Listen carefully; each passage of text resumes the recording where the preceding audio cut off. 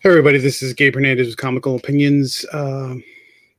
Taking a look at another publisher that seems to be pushing pretty hard into the YA market, and wanted to kind of break down this announcement for Scout Comics.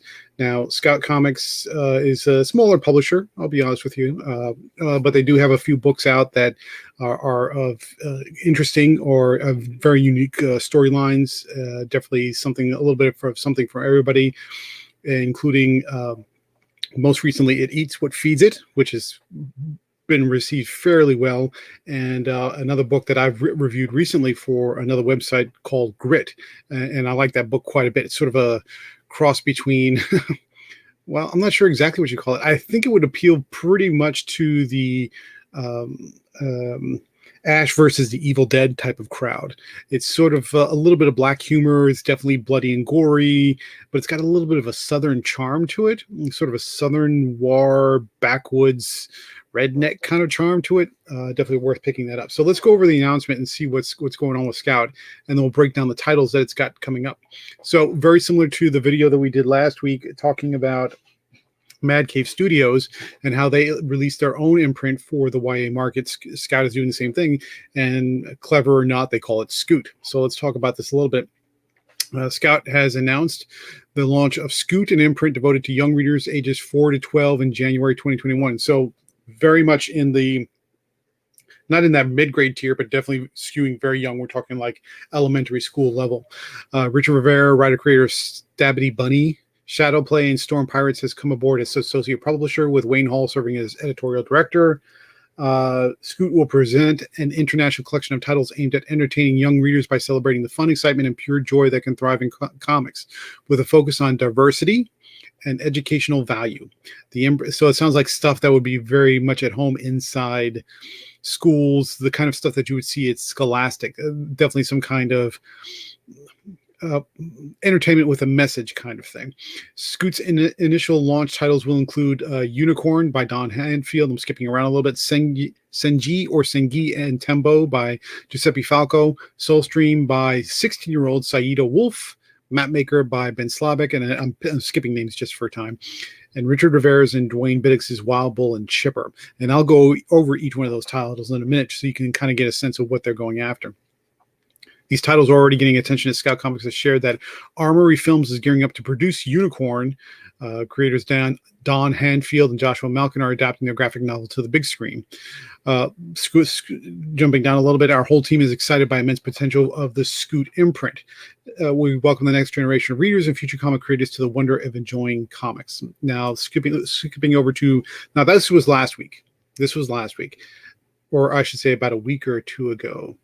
August 30th, actually several weeks ago. Sorry, I apologize. What was last week, at the end of last week, which I haven't had a chance to catch up on, is that already Scout Comics has signed a distribution with Simon & Schuster, which will encompass some of that distribution, not necessarily just for Scoot, but everything that they have. So they're really making a play for going after non-local comic book shop distribution. They're going into mainstream book publishers.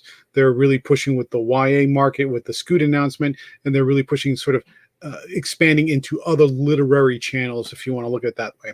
So let's go back to this announcement, take a look at some of these titles. You can see some preview images of the covers here, but let's take a look at some of these titles. Now, I'll be honest with you, it took a little bit of digging to find some of these titles. Some of them are a little hard to find, just because there was, I guess, not a lot of public announcement about it, but they were there. It's just, I had to dig a little bit. So let's take a look at Unicorn by Don Hanfield and Joshua Malkin. The only thing I could find was the Kickstarter, which was the original book, and I think it was eventually picked up by Scout. It's a graphic novel about a little girl who inherits an old horse she believes is a unicorn with a broken horn. So this sounds like, of course, it's geared toward elementary school kids, because of the subject matter, probably female, especially horse lovers. There's a sort of a CGI cartoon, and there's a book series that's on Netflix called Spirit. So I think this is probably going to appeal to that crowd or that market. Then if you take a look at Singy and Tembo by Giuseppe Falco, That one was a little bit harder to find as well. I only found one comiccon.com article about it.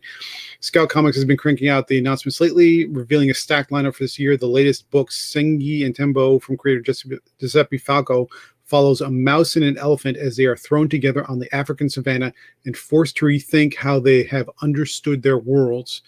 So I think this is a play on just different, if we extrapolate it out into, how this becomes a teachable type of book, talking about diversity as an example, looking at different cultures and how they come together and work together.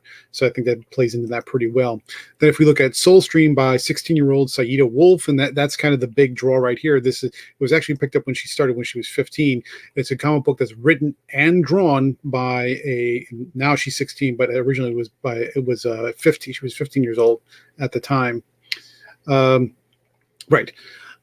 Here's Soulstream by Saida Wolf. It's a superhero comic book with a female protagonist. It's stylized and cool. It feels fresh and original, according to Scout. What is the log line? Marie and Marcus discover an alternate dimension known as the Mirror World, where their entire city has been destroyed and replaced by a volcanic wasteland.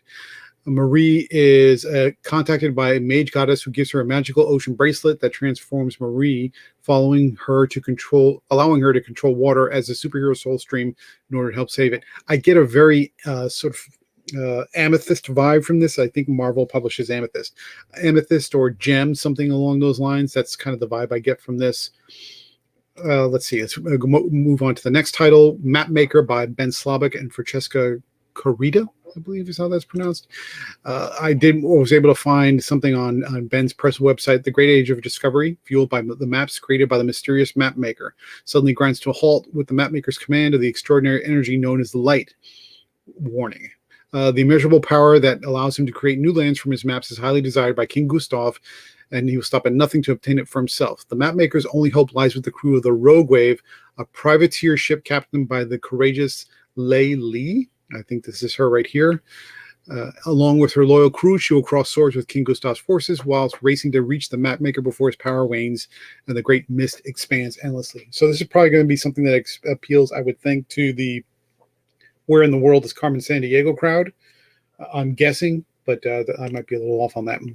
And the last one, I could find very little information on, which is Richard Rivera's and Dwayne Biddix's Wild Bull and Chipper. The only thing I could really find was this Comic Vine short description, and here's a picture of the cover.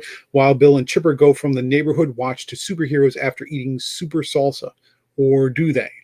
So that last "or do they" could imply that it's just sort of the imagination of these two characters. Maybe they get food poisoning and they imagine they're superheroes, but they're not really. I don't know. It doesn't give you a whole lot here, and I could find very little information about this title. So presumably there was enough for Scott to say, yeah, that's good enough, or at least it would appeal to kids. And just based upon the context and the characters, probably an international feel with this, possibly something.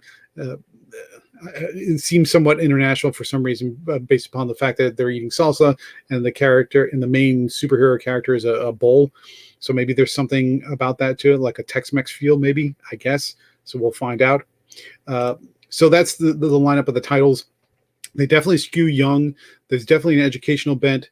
Of the titles, 1, 2, 3, 4, I just...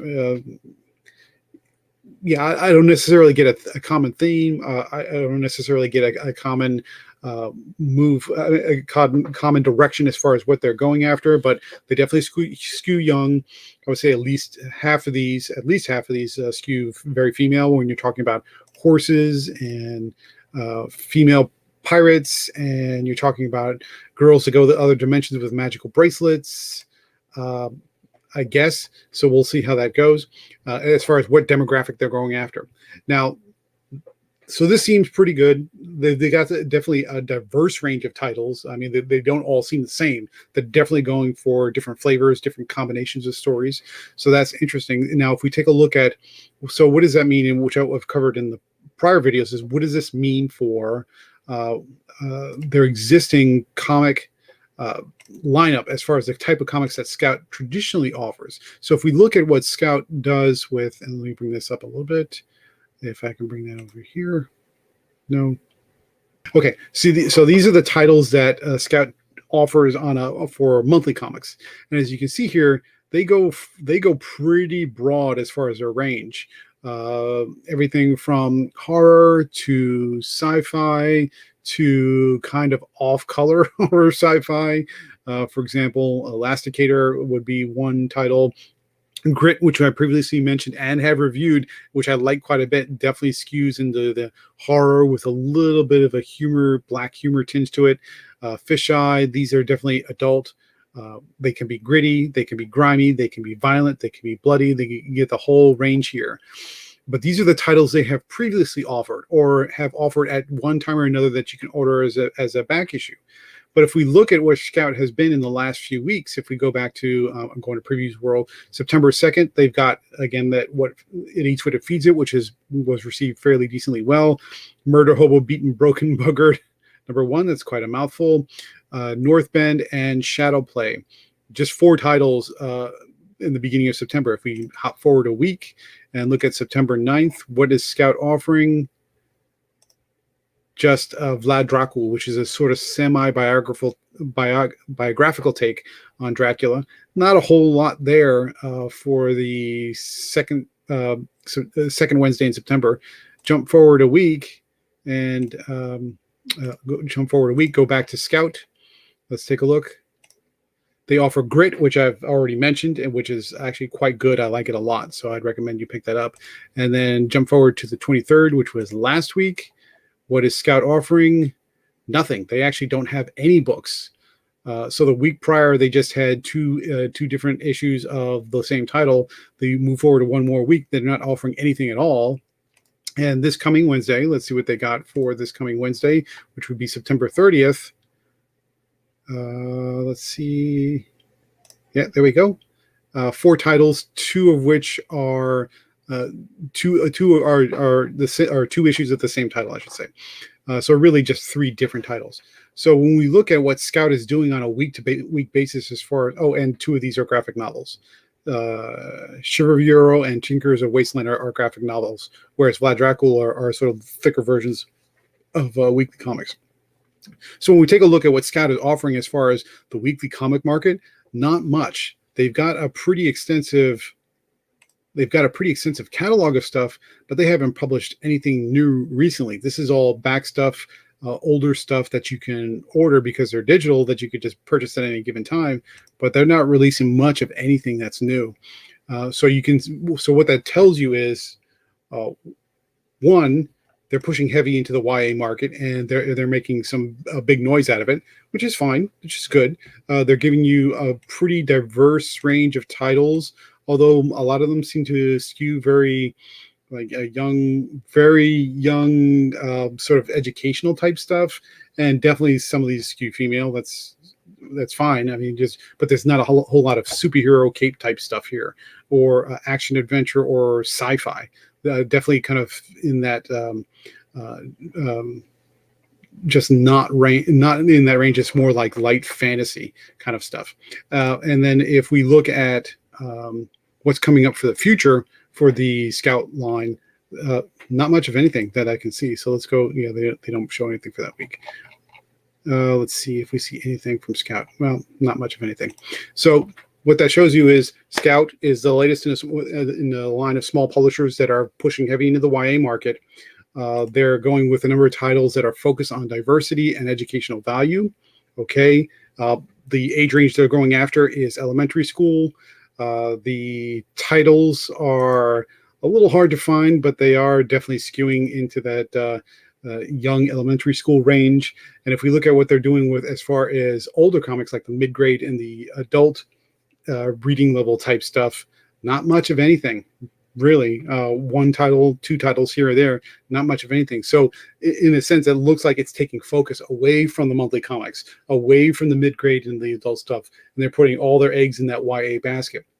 That might be oversimplification, or it might be making some assumptions, but I'm going from what's available. They're making noise about YA. They're not making very little noise about what's going on with the monthly comic market. So that's for the mid-grade and up levels. So interesting. keep an eye on it. We'll see where it goes. But I wanted to kind of cover just it seems to be a trend that's developing where all the comics publishers, small and big, are really pushing that YA market and really not saying a whole lot about their monthly comics. So thought that was interesting. Thought I'd offer a little bit of perspective, maybe more analysis and perspective, but wanted to kind of keep you in the loop on what's going on. So I hope this has been helpful. I might have kind of blathered on a little bit because there's a lot of individual pieces, but hopefully this was interesting for you. If you haven't already, thank you very much for your time. But if you haven't already, please go ahead on over and click on the link down below and subscribe to my Comical Opinions weekly newsletter. I try to put out a very long, in-depth article every week to give you something interesting to chew on. I've got a new one up this week. We're talking about Batman and why he can never kill or get married. I put my own spin on it with respect to the psychology of the Batman. Hopefully it's thorough, makes sense, and it makes a compelling argument for why these two things are basically spell the end of Batman, whether you believe it or not, but it's in there. So thank you much for your time. I do appreciate it. This is Gabe Hernandez for Comical Opinions. If you haven't already, like, share, subscribe down in the links below. And I've also working on some more articles. If the Batman one takes off, I'm thinking about another one for Superman as well that takes a very different perspective on what makes Superman super. So thank you much for your time. I do appreciate it, and you have a great day.